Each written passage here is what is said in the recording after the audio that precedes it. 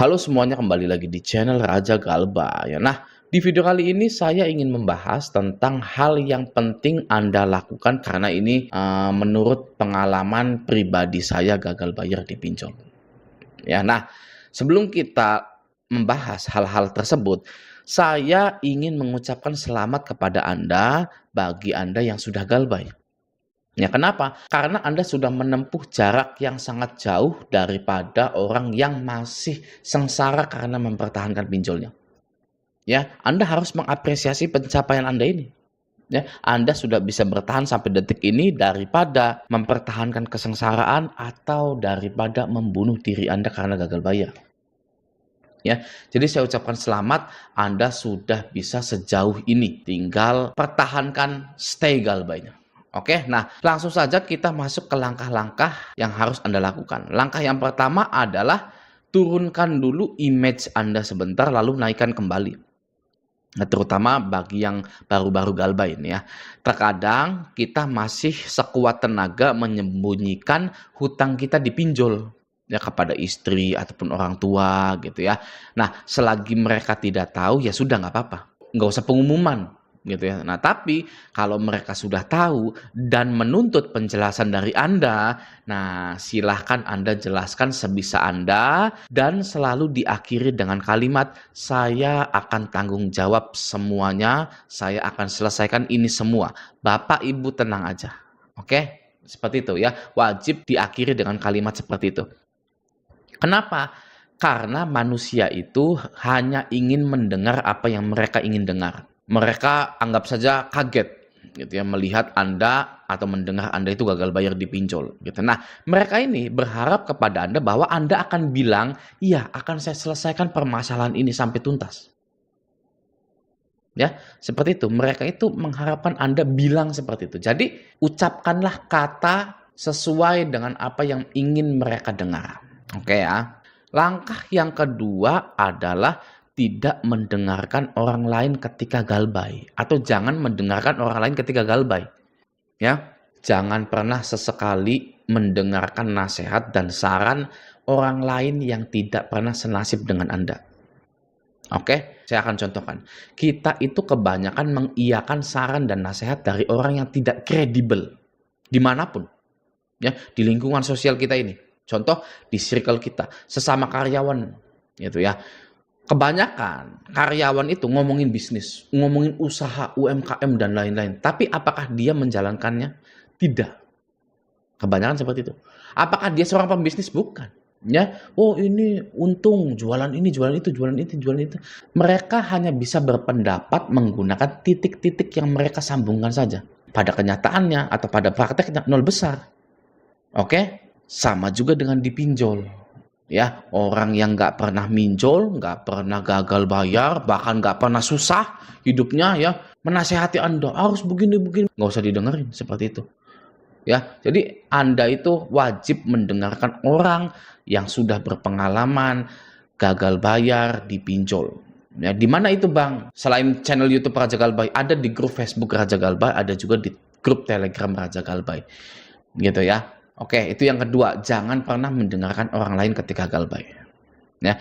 Nah, yang ketiga adalah stop merasa bahwa Anda adalah orang yang jahat karena tidak bayar pinjol Anda.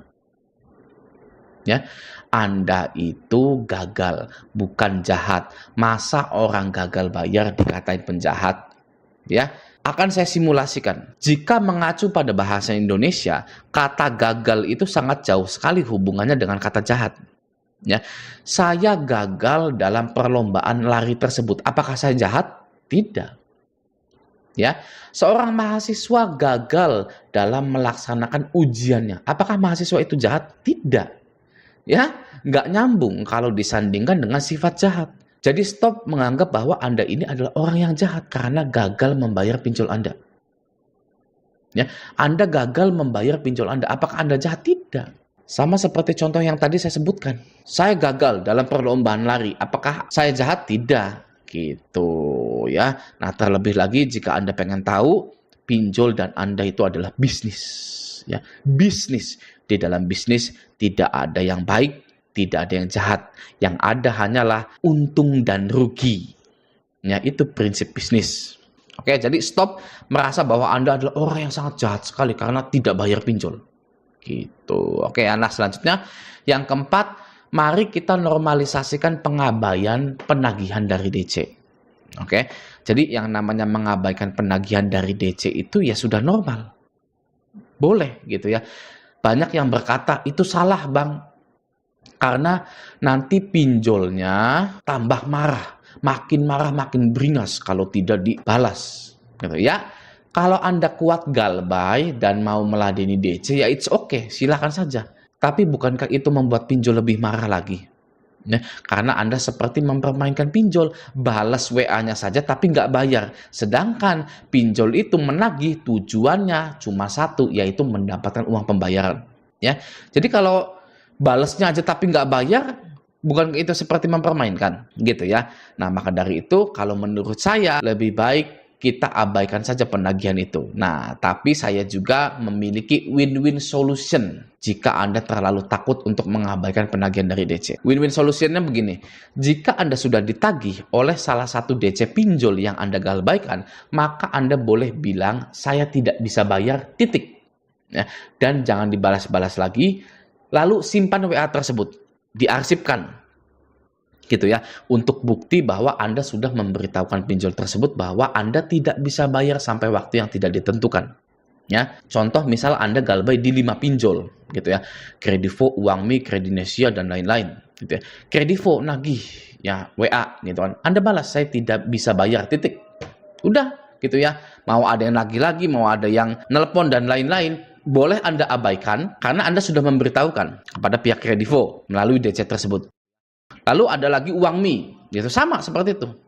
Ya, jadi jika itu membuat Anda tenang bahwa Anda itu nasabah yang kooperatif, gitu ya, sudah memberitahukan pinjol bahwa Anda itu tidak bisa bayar, ya silakan saja, gitu ya. Anda boleh seperti itu, asalkan stay galbay seperti itu. Tapi kalau saya pribadi sih ya mending gak usah direspon sama sekali, gitu ya, karena sudah niat galbay pol. Kalau saya itu ya bangkrut, kan pinjol yang ada di Indonesia, ngapain balas-balas lagi, gitu. Kalau saya pribadi, gitu. Oke ya. Nah, selanjutnya, putus semua komunikasi Anda dengan pinjol-pinjol tersebut. Ya, sumber masalah kedua dari pinjol itu adalah membaca dan meresapi penagihan dari DC pinjol.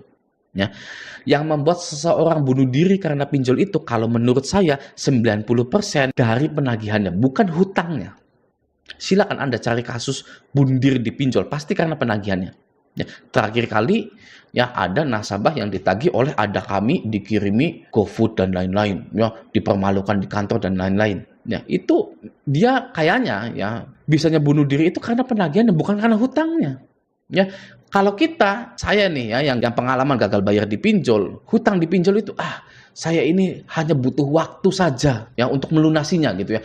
Saya butuh waktu 3 bulan lagi atau 3 kali gajian lagi baru saya bisa nih ya melunasin semua pinjolnya. Saya hanya butuh waktu lebih banyak lagi, gitu. Tapi DC pinjol ini sehari Anda telat, ya sama dengan yang lainnya, ya binatang.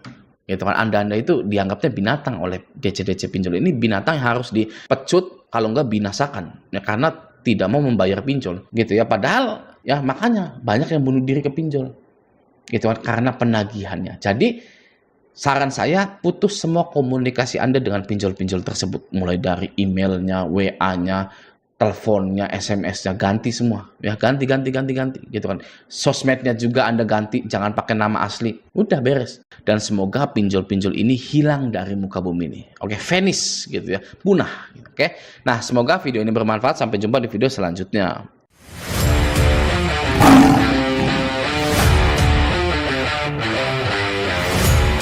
Ucapkanlah kata sesuai dengan apa yang ingin mereka dengar. Oke ya. Langkah yang kedua adalah tidak mendengarkan orang lain ketika galbay. Atau jangan mendengarkan orang lain ketika galbay. Ya, jangan pernah sesekali mendengarkan nasihat dan saran orang lain yang tidak pernah senasib dengan Anda. Oke, saya akan contohkan. Kita itu kebanyakan mengiyakan saran dan nasihat dari orang yang tidak kredibel dimanapun, ya di lingkungan sosial kita ini. Contoh di